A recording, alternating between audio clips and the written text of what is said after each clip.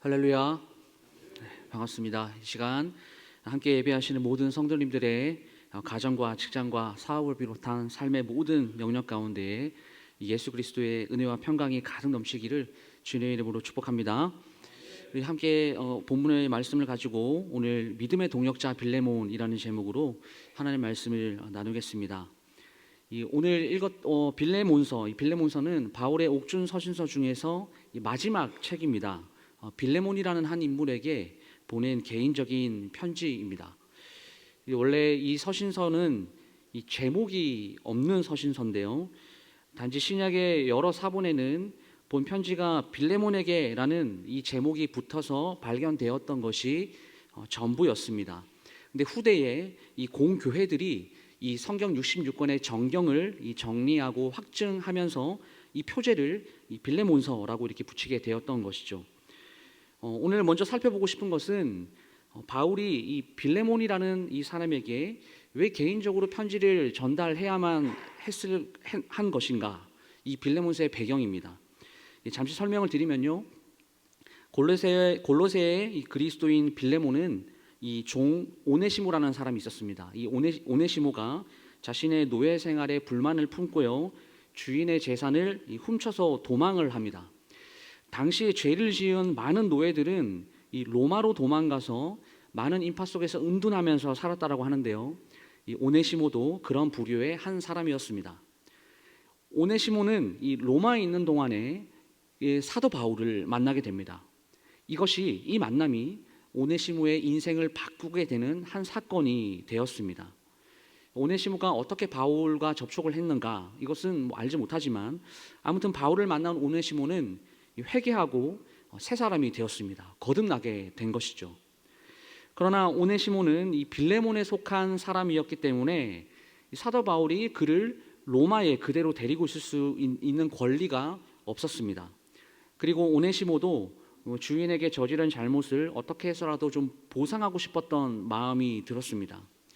당시 로마의 노예법에는 노예의 소유권을 주인이 가지고 있었고 그의 생사를 결정할 수 있는 권한도 오직 그 주인에게 있었습니다. 보통 이 중대한 죄를 저지른 노예가 주인에게 적발이 되면 그 노예는 이 사형에 처하게 되고요, 그 죄의 대가를 이 사형으로 물었다라고 합니다.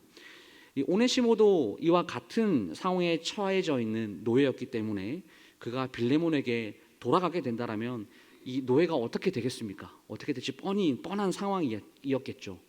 그래서 사도 바울이 가만히 있을 수가 없었어요. 사도 바울이 이제 빌레몬에게 바로 편지를 씁니다. 그 편지의 내용은 어떤 내용이냐면 오네시모를 그리스도의 사랑으로 동역자로 받아들이고 용서해 달라라고 하는 청원입니다. 그 내용이 바로 빌레몬서예요. 빌레몬은 바울이 전도 여행 중에 두란노 서원에서 복음을 듣고 회심한 사람입니다. 그의 집에서 이 골로새 교회가 개척이 되었기 때문에 빌레몬도 그리스도를 믿고 거듭난 새 사람이 된 사람이었습니다. 그렇기 때문에 우리가 어떤 생각을 해볼 수 있을까요? 빌레몬도 바울을 통하여서 그리스도를 영접한 사람이기 때문에 이 사도 바울의 이러한 청원, 이 편지의 내용, 이것을 거절하기는 어려웠을 것이다, 이렇게 생각해 볼 수가 있습니다. 바울은 이 빌레몬에게 그 오네시모를 용서해 달라라고 하는 청원에서 그치지 않고 만약 손해 입은 것이 있다라고 하면 바울 자신이 직접 내가 보상하겠다라고 이렇게까지 이야기를 합니다. 물질적인 보상까지 하겠다라고 하는 것이죠. 빌레몬서는 바울이 뭔가 교훈적인 내용을 빌레몬에게 전달하고 있지 않습니다. 단지 그리스도 안에서 이 오네시모를 한 형제로 받아만 달라라고 이렇게 청원을 하고 있습니다. 우리는 이 바울이 빌레몬에게 한 이 요청이 받아졌을 것이다 라고 이렇게 좀 생각을 해볼 수가 있습니다. 그래서 이 바울 서신서를 연구했던 많은 이 신학자들과 이 목회자들이요, 이 빌레몬서가 그 주인과 종의 관계를 그리스도 안에서 수직적인 관계가 아닌 이 형제의 관계까지, 그 이 수평적인 이 관계의 수준까지 올려놓은 서신서다라고 이렇게 평가를 하고 있습니다. 오늘은 이 빌레몬서의 전반적인 부분들을 좀 살펴보려고 하는데요, 이 부분의 주인공이 이 빌레몬입니다. 바울이 오네시모의 문제를 꺼내기 이전에 빌레몬에게 오늘 어떤 이야기를 하고 있는지, 그리고 성경 속의 빌레몬은 어떤 사람이었는지, 그래서 오늘날 교회로 부름받은 우리에게 오늘 이 말씀이 어떤 교훈을 하나님께서 주고 계시는지 은혜의 그런 시간이 될 수 있기를 간절히 소망합니다. 1절부터 3절까지의 내용은 인사에 대한 부분입니다. 1절 말씀을 보시게 되면 그리스도 예수를 위하여 갇힌 자 된 바울과 및 형제 디모데는 우리의 사랑을 받는 자요 동역자인 빌레몬과 라고 기록합니다. 바울 자신을 이 빌레몬에게 예수를 위하여 갇힌 자다 이렇게 설명을 하고 있습니다. 왜 이렇게 설명하고 있을까요? 지금 현재의 사도 바울의 처지가 로마에 가택 연금되어 있는 상황이기 때문입니다. 그러니까 눈으로 보기에는 예수님의 복음을 전하다가 이렇게 가택 연금을 당하는 그런 결과가 생겼지만 자신을 당당하게 나는 예수를 위하여 갇힌 자, 갇힌 사람이라 이렇게 밝히는 이유는 그리스도를 위하여 당하는 그 고난이 더 가치 있는 것이고 그 고난이 나의 그 믿음의 증거가 되고 구원받은 백성의 이 구원이 이 고난이 면류관이기 때문에 자신의 신분을 예수로 인하여 갇힌 자 이렇게 자신은 당당하게 고백하고 있는 것입니다. 사도 바울은 이 편지를 받는 빌레몬을 동역자라고 이렇게 이야기를 하고 있습니다. 바울 서신서에서 이 동역자라는 표현을 쓸 때는 하나님의 복음을 전하며 영혼들을 구원하고 참된 교회를 세우는 하나님의 일에 함께 동참한 사람이라는 그 의미입니다. 빌레몬은 바울과 같은 마음으로 교회를 맡아서 전도하고 가르치고 목회하는 일을 담당한 골로새 교회의 사역자였습니다. 이 빌레몬이라는 이 이름의 뜻은요, 사랑이 넘치는 사람이라는 뜻인데 두란노 서원에서 바울을 만나서 복음을 듣고 그리스도를 영접했습니다. 그리고 물질적으로도 아주 풍족한 삶을 살았던 사람입니다. 그런 빌레몬의 집에 성도들이 모였습니다. 그곳에서 바로 이 골로새 교회가 개척이 된 겁니다. 초기 기독교는 이 소수 종교였기 때문에 지금과 같이 이 으리으리한 건물보다 어떤 한 개인의 집에서 모여서 예배를 드리고 교제했다라고 그렇게 기록에 있습니다. 그만큼 빌레몬은 그리스도를 사랑한 사람이었고 바울 사역에 엄청난 도움이 될 만큼 물질적인 헌신도 아끼지 않았던 사도 바울의 신실한 동역자였던 것입니다. 2절 말씀을 보시면 자매 아비아와 우리와 함께 병사된 아키뽀와 내 집에 있는 교회에 편지한다라고 말을 합니다. 여기서 아비아는 빌레몬의 아내라고 알려져 있고요. 그리고 아키뽀는 빌레몬의 아들로 알려져 있습니다. 이렇게 그 동역자들의 이름이 기록되어 있는 이유가 무엇일까요? 빌레몬이 사역을 진행하는 데 있어서 보이지 않게 도움을 주었던 또 다른 동역자가 있었음을 우리에게 알려주고 있습니다. 여러분, 이것을 통해서 알 수 있는 것이 주의 일은요 혼자서 하는 것이 아니다라고 하는 것입니다. 사도 바울이 기록한 로마서 8장 28절 말씀 보시면 우리가 아주 잘 알고 있는 말씀이 있습니다. 우리가 알거니와 하나님을 사랑하는 자 곧 그의 뜻대로 부르심을 입은 자들에게는 모든 것이 합력하여 선을 이루느니라. 주의 일은 함께 마음을 나누는 동역자들과 함께 할 때 모든 것에 선을 이루는 것이죠.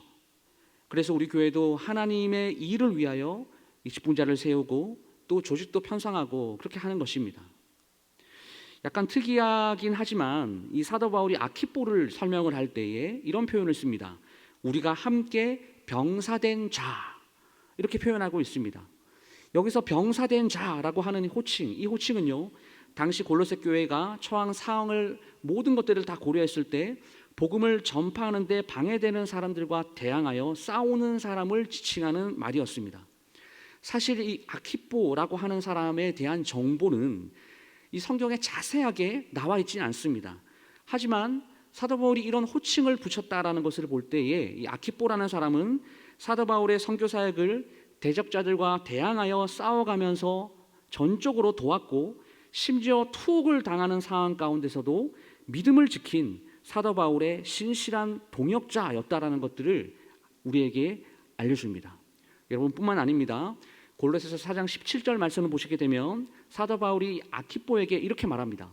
주 안에서 받은 직분을 삼가 이루라 이렇게 권면합니다.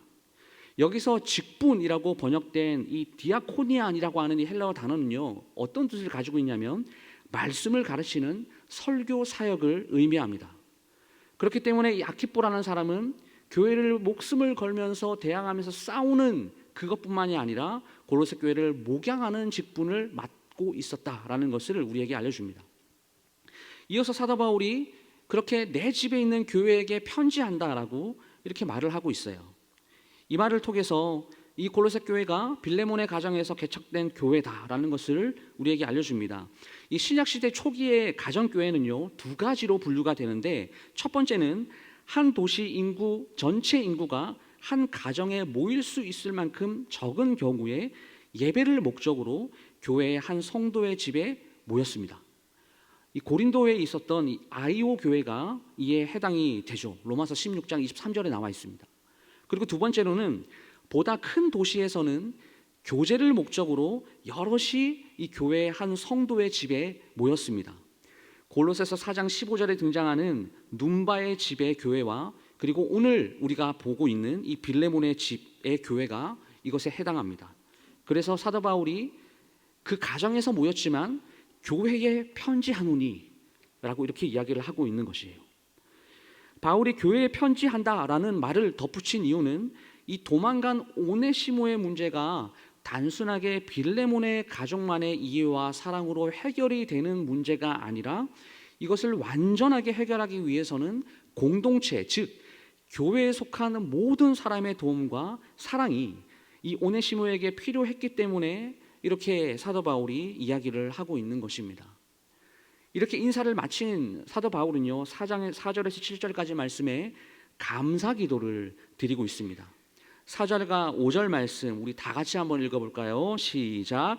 내가 항상 내 하나님께 감사하고 기도할 때에 너를 말함은 주 예수와 및 모든 성도에 대한 내 사랑과 믿음이 있음을 들음이니, 이렇게 기록합니다. 사도 바울이 오네시모의 이야기를 본격적으로 꺼내기 전에 빌레몬에 대한 사랑에 대한 감사의 기도를 하나님께 올려드리고 있는 동시에 이렇게 빌레몬에 대해서 내가 얼마나 예수 그리스도와 성도들을 사랑하고 있는지 내가 들었다, 이렇게 빌레몬을 칭찬하는 모습을 볼 수가 있습니다. 여러분, 사도 바울은 지금 로마에 갇혀 있는 상태이죠. 골로새 교회의 상황을 계속해서 들으려면 이 누군가의 헌신이 있지 않고서는 이 소식을 들을 수가 없습니다.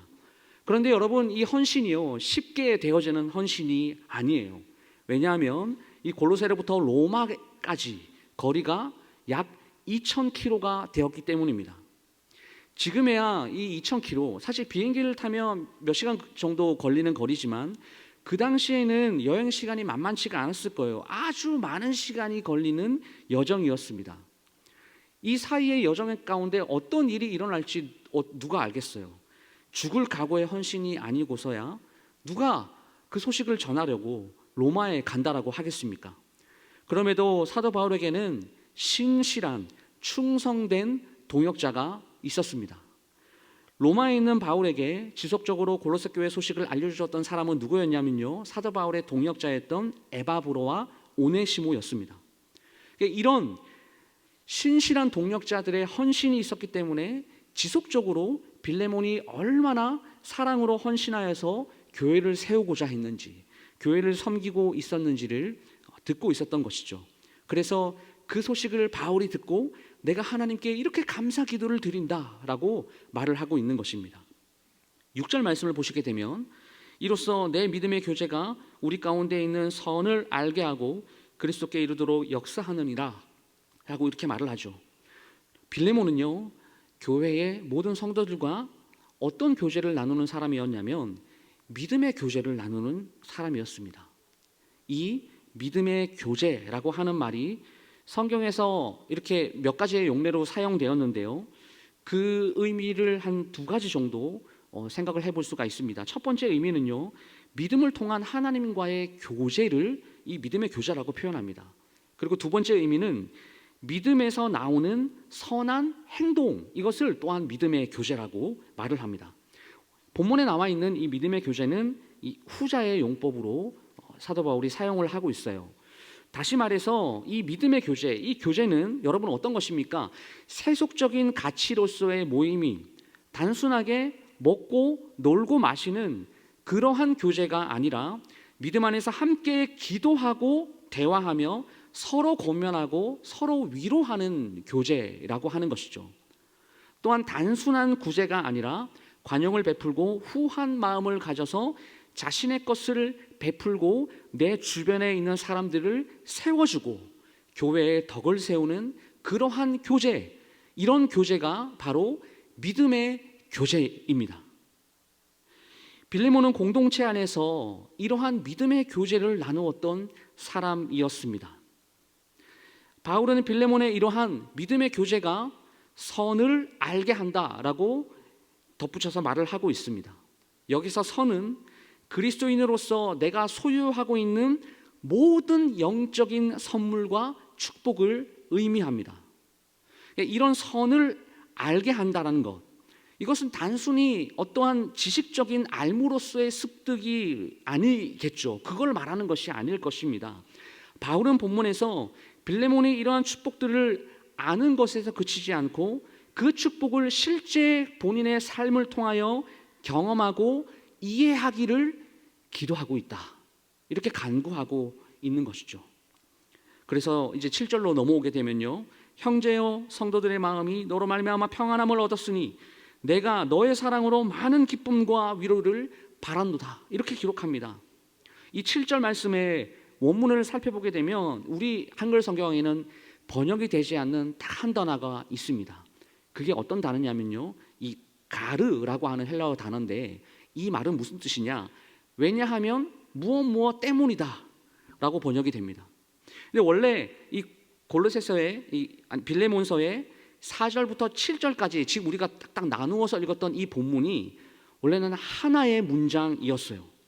그렇기 때문에 7절 말씀은 4절 말씀의 이유에 해당합니다.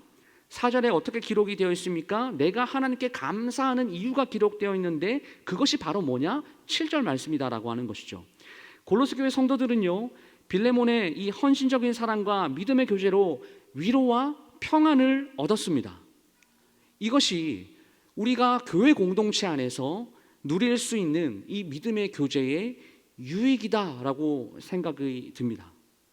공동체 지체들이, 성도들이 함께 나누고 함께 교제할 때에 서로에게 평안함과 힘을 얻는 것, 오늘날 이 교회 가운데 회복이 되어야 할 이 공동체의 모습이 아닌가라는 묵상을 좀 해보게 되었습니다. 바울은 지금 이 사실을 로마의 가택연금 상황에서 듣고 있습니다. 바울의 상황을 보면 힘든 재수의 생활, 복음의 자유를 잃어버린 이 고통의 순간에서 이러한 빌레몬이 교회를 이렇게 최선을 다하여 동역자로서 열심을 다하여 교회를 세우려고 하고 교회를 섬기고 있다라는 이 소식을 들은 사도 바울의 마음이 어땠을까요?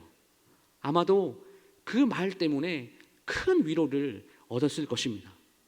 오늘날에도 이렇게 진실한 성도들의 소식, 곧 참된 믿음의 열매의 소식과 말씀 순종의 소식을 듣는 것이 이 주의 종들에게는 얼마나 큰 감사와 위로가 되는지를 모릅니다.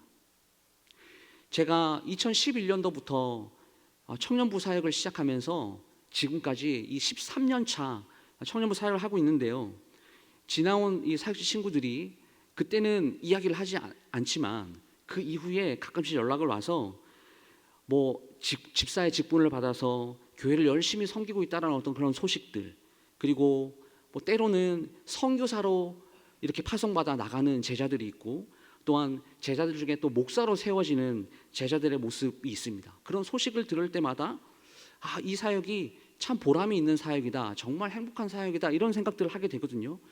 그러한 소식을 들을 때에 주의 종으로서 참 위로와 감사와 기쁨, 하나님께 모든 영광을 올려드리게 되는 것이죠. 이처럼 성도의 교제는요, 단순히 세상적인 놀이나 오락에 있지 않고 먹는 데 있지 않습니다. 영적인 데 있습니다. 성도의 교제는 기도의 교통에 있습니다. 기도 중에 서로를 기억하면서 서로의 이름을 언급하고 그리고 감사하고 간구하면서 하나님께 기도를 드릴 때, 그때의 믿음의 교제가 일어난다라고 하는 것이죠. 또한 성도의 교제는 서로 간의 진실한 믿음, 고난으로 증명된 믿음의 그 생활을 보고 듣는 데 있습니다. 성도들의 사랑의 소식을 듣는 데 있는 것이에요. 우리 광양교회 모든 우리 성도님들, 우리 공동체도 이렇게 믿음과 사랑 안에서 교제하는 공동체가 될 수 있기를 간절히 소망합니다. 그때에 우리 마음속에도 평안과 힘과 감사와 위로가 가득 넘치게 될 것을 믿습니다.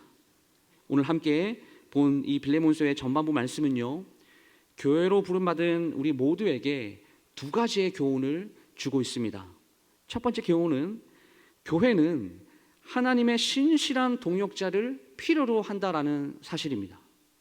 오늘 바울에게는 빌레몬이랑 오네시모, 그리고 아비아, 아키뽀와 같은 믿음의 신실한 동역자가 있었습니다. 이렇게 많은 동역자의 이름을 기록하여서 편지를 하고 있는 이유는 교회는 공동체로 세워진다라는 사실과 교회의 일은 절대 혼자서 할 수 없는, 혼자서 하는 것이 아니다라는 건 중요한 진리를 우리에게 알려주고 있습니다. 사랑하는 성도 여러분, 교회의 근거는요, 바로 이 신성과 본질이 동일한 일체의 공동체로 존재하시는 삼위 하나님이심을 믿습니다. 성부와 성자와 성령께서 합력하셔서 구원을 이루신 그 크신 하나님의 그 일이 교회가 공동체로 존재하는 근거가 됩니다. 그러므로 우리는요, 교회의 하나됨을 위해서, 원래 교회가 하나가 아니었는데 하나됨을 위하여 우리는 끝까지 싸워야 된다, 이것도 맞는 말이지만 사실 이것보다도 더 우선인 것이 무엇이냐면 이미 하나 되게 하신 교회 공동체를 지키기 위하여 하나됨을 방해하는 요소들과 피 흘리기까지 싸워야 하는 것, 이것이 교회로 부름받은 우리의 사명이다라는 사실을 우리는 기억해야 합니다. 그러기 위해서는 우리 모든 성도님들이 서로 협력해야 합니다. 서로를 세워줘야 해요. 아무리 교회가 못나 보이고 교회를 향해서 불만이 있다라고 할지라도 우리만큼은 교회를 욕해서는 안 됩니다. 적어도 우리는 그러면 안 됩니다. 우리 광양교회를 때로는 불만을 가지고 욕을 하는 것, 그것은요, 자기 얼굴에 침을 뱉는 행위인 것이죠. 또한 우리는 공동체 지체들에게 화가 나는 그 순간 가운데서도 그리스도께서 나를 위하여 하신 그 은혜를 생각하면서 관용하고 용서하는 넉넉한 마음을 가져야 합니다. 그것이 무엇이냐? 서로 동역자가 되는 일이에요. 그렇게 우리는 동역자로 세워져야 합니다. 또한 성도는요, 주님의 몸된 교회의 그 권위를 위임해 주신 이 담임 목사님의 신실한 동역자가 되어야 합니다. 목사님의 가치관과 목회 철학을 지지하고 따르는 것, 목사님께서 의도하신 교회를 움직이는 그 방향성과 모든 결정들은 하나님께서 담임 목사에게 위임하셨다라는 사실을 알고 순종함으로 함께 그 사역에 동참하는 신실한 동역자, 우리 주님께서는 그런 동역자들이 많은 교회를 기뻐하시고 그런 동력을 통하여 온전한 교회를 세워나가시려 하신다는 사실을 기억하시는 우리 모두가 될 수 있기를 주님의 이름으로 축복합니다. 두 번째는 교회는 믿음의 교제를 나누는 사랑과 선행으로 서로를 격려하는 동역자를 필요로 한다라는 것입니다. 교회가 세상과 다르다라고 이야기할 수 있는 그 이유가 무엇이겠습니까? 오늘 본문에도 정확하게 표현되어 있지만 바로 믿음의 교제가 있다라는 겁니다. 물론 이 믿음의 교제를 나누기 위해서는 먼저 그 선행되어야 되는 것이 있는데 그것은 바로 그리스도를 향한 믿음이 전제가 되어 있어야 됩니다. 내가 누구를 믿고 있는가? 내가 믿는 하나님은 어떤 분인가? 이것을 아는 것에서부터 믿음의 교제가 시작된다라는 것이죠. 그렇게 시작된 믿음의 교제는 결국 사랑으로까지 이어지게 됩니다. 그리고 이 사랑은 이 교회가 가지고 있는 사랑, 교회가 베풀 수 있는 사랑은요, 세상이 감히 경험할 수 없는 교회 공동체가 빛 대신 예수 그리스도를 드러내는 가장 강력한 무기, 그것이 바로 사랑이다라고 하는 것입니다. 그러므로 사랑하는 여러분, 교회로 부름받은 우리 모두는 그리스도께서 우리에게 보여주신 사랑을 알고 그것을 교회 공동체 가운데 이렇게 잘 녹여낼 때, 적용을 시킬 때 참된 믿음의 교제를 나눌 수 있다는 사실을 기억하시길 바랍니다. 이렇게 믿음의 교제를 나누는 사랑의 사람들이 모여 이 공동체 안에서 서로 격려하고 서로 다독거려주고 믿음이 떨어진 지체들을 손을 잡고 다시 하나님께 나오게 하는 그런 일들의 동역자가 되어주신다라면 우리 모두는 진정한 참된 하나님의 동역자, 신실한 동역자라고 이야기할 수 있을 것입니다. 여러분, 이 동역자라는 말이 무슨 뜻인지 아십니까? 함께 일하는, 함께 힘쓰는 사람이라는 뜻입니다. 제가 이 단어를 사전에 찾아보면서요, 놀라운 사실 하나를 묵상할 수 있었는데요, 이 동이라고 하는 이 한자가 가진, 사전을 찾아보시면 첫 번째 뜻이 무엇인지 아십니까? 바로 한 가지라는 뜻이에요. 한 가지. 무엇입니까? 교회로 부름받은 성도 모두는 한 가지의 목표를 향하여 함께 힘쓰는 사람이다라고 하는 것입니다. 여러분, 이것이 동역자예요. 그렇다면 우리는 어떤 한 가지를 향하여 나아가는 사람일까요? 어떤 한 가지를 향하여 힘을 쓰는 사람일까요? 다 같이 에베소서 4장 4절에서 우리 6절까지의 말씀 우리 함께 한번 볼까요? 3절에서 6절까지의 말씀 다 같이 읽어보겠습니다. 시작. 평안에 매는 줄로 성령이 하나 되게 하신 것을 힘써 지키라. 몸이 하나요 성령도 한 분이시니 이와 같이 너희가 부르심의 한 소망 안에서 부르심을 받았느니라. 주도 한 분이시요 믿음도 하나요 세례도 하나요 하나님도 한 분이시니 곧 만유의 아버지시라. 만유 위에 계시고 만유를 통일하시고 만유 가운데 계시도다. 아멘. 여러분, 답을 찾으셨습니까? 바로 하나됨입니다. 바울은 에베소 교회 성도들에게, 골로새 교회 성도들에게 너무너무 중요한 사실을 오늘 본문을 통하여 그리고 빌레몬에게 한 가지 알려주셨습니다. 우리가 읽었던 3절 말씀, 교회는 성령이 하나 되게 하신 것을 힘써 지켜야 한다라는 것입니다. 여러분, 앞서서 제가 잠깐 설명드렸지만 교회는 원래가 하나가 아니었으니까 하나됨을 위하여 애쓰라, 이게 아니고요, 원래부터 하나였기 때문에 이 하나로 만들어주신 것을 목숨을 걸고 지켜라 라는 거예요. 왜요? 하나님께서 너희들은 이미 하나가 되었어 라고 오늘 말씀에 이렇게 선언해 주시는지 아십니까? 교회를 세우신 하나님께서 삼위로 존재하시기 때문입니다. 그렇기 때문에 이 삼위 하나님의 이 본질인 이 일체가 깨어지게 되면, 즉 하나됨이 깨어지게 되면 어떻게 될까요? 하나님은 더 이상 하나님이 아닌 거예요. 여러분, 교회도 마찬가지입니다. 사탄은 지금도 이 하나됨을 깨기 위하여 수많은 하수인들을 동원하여서 하나님의 형상인 인간을 유혹합니다. 그렇게 하나님의 자녀된 우리를 여전히 이제는 더 이상 죄의 종로로 타지 않는 사람이 되었는데도 불구하고 여전히 죄의 길로 걷게 만드는 수많은 유혹들, 각자의 그리스도인들이 그 유혹에 빠져서 하나됨을 깨어버리는 그 틈을 사탄에게 준다면, 그렇게 틈을 내는 그 유혹에 빠지는 사람들이 교회로 부름받은 우리 모두가 된다면 어떻게 될까요? 여러분, 교회는 더 이상 하나님의 교회라고 부를 수 없을 만큼 너무너무 부끄러워지는 것입니다. 말씀을 마무리하겠습니다. 사랑하는 성도 여러분, 직분자 선거가 끝났습니다. 이제 우리는 더욱더 이미 하나 되게 하신 이 공동체를 지키는 데 힘을 써야 합니다. 그리고 애를 쓰는 하나님의 신실한 동역자가 되어야 할 줄 믿습니다. 담임 목사님의 건의에 순종하고 참 교회의 모습으로 세워지는데 애를 쓰는 동역자가 되어야 할 줄 믿습니다. 말씀 속에 드러난 이 빌레몬의 모습이 우리의 모습이 될 수 있기를 간절히 소망합니다. 그래서 성도를 사랑하고 믿음의 교제로 교통하여서 서로를 위하여 기도해주고 공동체의 어려움을 함께 짊어지고 그 고난의 순간 믿음의 결단으로 이미 하나 되게 하신 교회가 하나님께서 기뻐하시는 교회가 되는데 우리 모두가 하나님의 신실한 동역자로 쓰임 받으시기를 주님의 이름으로 축복합니다.